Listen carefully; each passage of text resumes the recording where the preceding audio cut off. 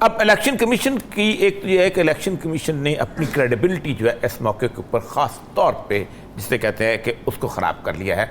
आइंदा कोई मतलब बात है पीटीआई किसी तौर पर उसको मानेगी नहीं कि ये जो है इस तरह का इलेक्शन कमीशन। तो इन लोगों ने जो फैसला दिया है वो फैसला इस तरह डूबियस है। देखिए ये जो तोशा खाना का केस है, ये तोशा खाना का जो केस है, ये बुनियादी तौर पर मोस्ट लीगल केस हो सकता है किसी एक आदमी जो है बैसियत वज़ीर आज़म, बैसियत सदर और उसके डेलीगेशन के हिस्से के तौर पे बाहर जाता, हम भी जाते रहे हैं, आते रहे, वहाँ रहे भी है, वहाँ पे उसको यहाँ से भी तोहफे लेके जाते हैं, वहाँ से भी तोहफे लेके आते हैं। वो अगर 30,000 रुपये से ज़्यादा हो तो उसके बाद कहा जाता है कि आप इसको जमा कर। अब देखिए सारी बात क्या है, अखबार में तस्वीर तोहफे की उस बंदे के साथ आई, बंदे को मिला, बैसियत प्राइम मिनिस्टर मिला, उसका एक ज़िंदगी भर का एक ऑनर होता है, उसको एक रास्ता दिया जाता है कि भाई आप अगर आप इसको खरीदना चाहते हैं तो हम थोड़ी कीमत पे आपको दे सकते हैं। ये 2018 में इमरान खान ने इसको अमेंड किया था और पहले तो 10% होता था, अब उन्होंने 50% कीमत आप दें और आप उसको ले लें।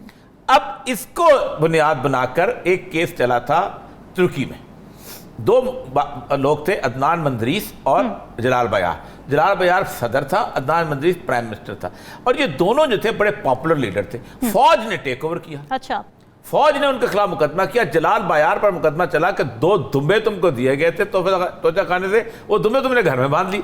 अच्छा, और जलाल बयार उसी तरह का केस चलाया गया था और दाद मजलिस को फांसी दी गई थी। आप देखें कि जब रुथलेस होते तो क्या होता है। और अदनान मंदरीस को बकायदा जेल में दफन किया गया था, और फिर उसके बाद जब दोबारा रिवोल्ट हुआ उनके खिलाफ तो लोगों ने अदनान मंदरीस को जेल से बाहर निकाला और उसकी कब्र जो है वो बाहर बनाई, और अभी अदनान मंदरीस चौक बनाया था तैयब अर्दगान जब वहाँ गया हुआ था।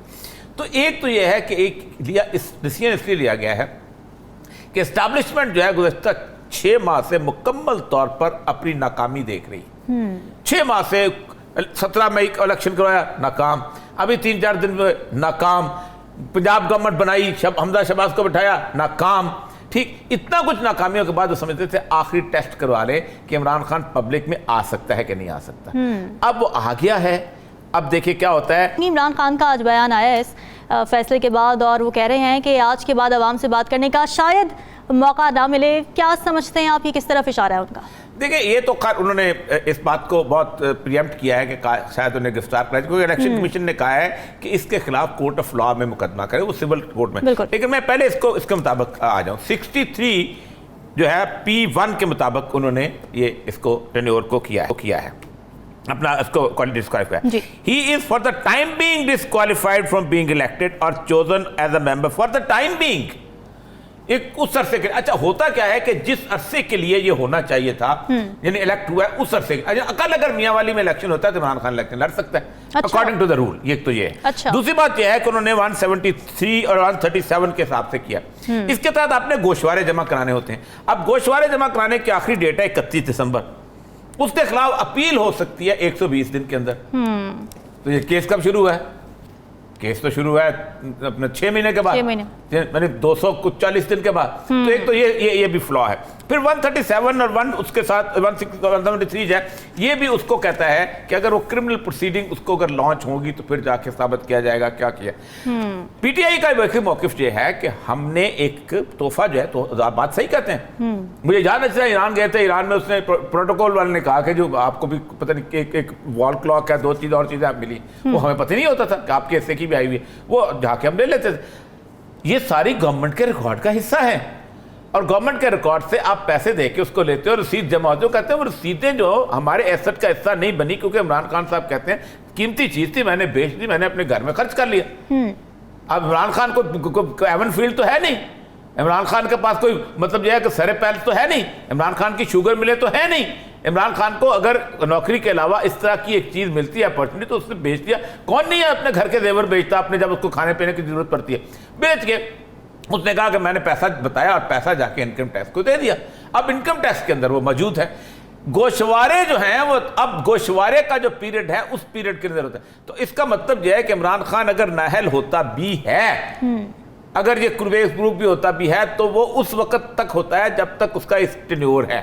और अगर दोबारा एक इलेक्शन होता है, उस इलेक्शन के दोबारा इलेक्शन होता है, उसकी नाअहली खत्म हो जाती है। इतना कंफ्यूज केस है लीगली, इतना दोनों। लेकिन एक बात याद रखें, जो फैसला इन्होंने करवाया है, और मैं आज भी कहता हूं जो फैसला इन्होंने करवाया है, मैंने आपको 2 मेंबर्स की बात बता दी कि पाकिस्तान दुनिया के अंदर अगर इलेक्शन कमीशन के बारे में किसी मेंबर के बारे में ये हो कि वो बिगिनिंग ऑफ द सर्विस में उसके ऊपर इतना करप्ट रेफरेंस बना था कि पाकिस्तान की अखबारें जो थी 3 महीने तक उसके डिटेल छापती थी। और ये बात मैं कर रहा हूँ 1988, 87, 89 की, जब ब्यूरोक्रेट्स का कहीं कहीं खबर निकलती थी। और अब आप उनके देख लें सारा कुछ। तो असल मसला यह है कि इलेक्शन एक तो यह है कि आइंदा अगर इलेक्शन हुए और अगर पब्लिक अपराइजिंग आई जैसा शुरू हो गया पाकिस्तान के अंदर, तो इलेक्शन कमीशन सबसे पहले जाएगा, इलेक्शन बाद में।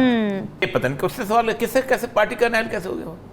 एक आदमी अगर इलेक्शन नहीं लड़ सकता तो उसका मतलब उसको ओवरऑल तो नायल नहीं करार देते, पार्टी का सदर रहेगा। पार्टी का सदर तो पार्टी को नायली तो बिल्कुल और तरह की, इसमें तो कुछ भी नहीं है।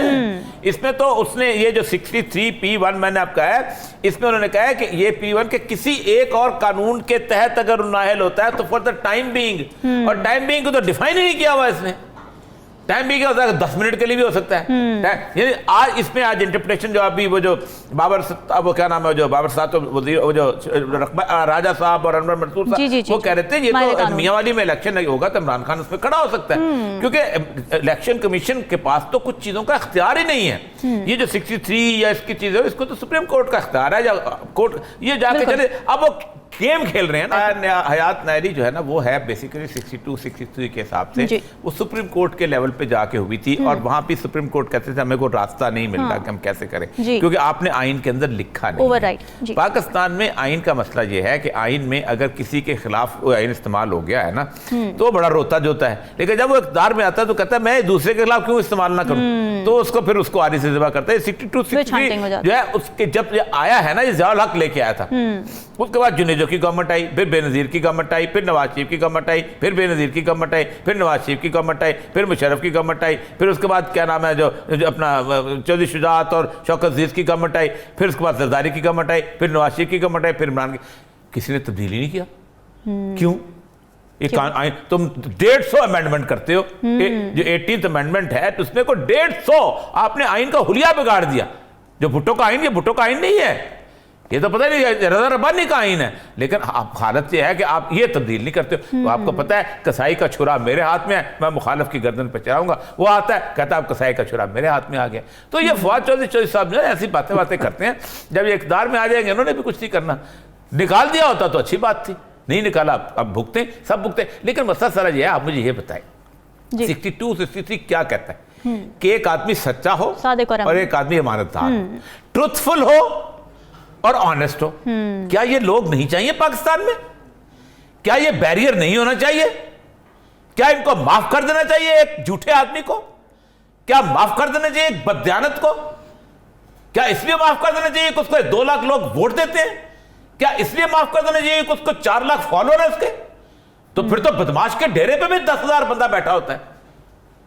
इस लाहौर शहर में एक बहुत बड़ा ट्रक था, टीपू ट्रकों वाला, वो जब मरा था लाखों लोग उसके जनाजे में थे। बिल्कुल। ये तो उसूल ही नहीं है, फिर आपने बना दिया। आप पे वोट ले लो, आप भत्ताखोरी करो, आप लीडर हो। आप वोट ले लो, आप पूरी की पूरी जनाब फैक्ट्री में 400 बंदों को जला दो, आप लीडर हो। आप वोट ले लो, यहां से माल लूटो, वहां जाके ठहरो, आप एवन फील्ड में ठहरो, आप सरे पेरिस में ठहरो, आप अपने रिकॉर्ड जाया करो, आप लीडर हो। ओ भाई, ये 62, 63 मेरे जैसे गरीब के लिए बना हुआ है।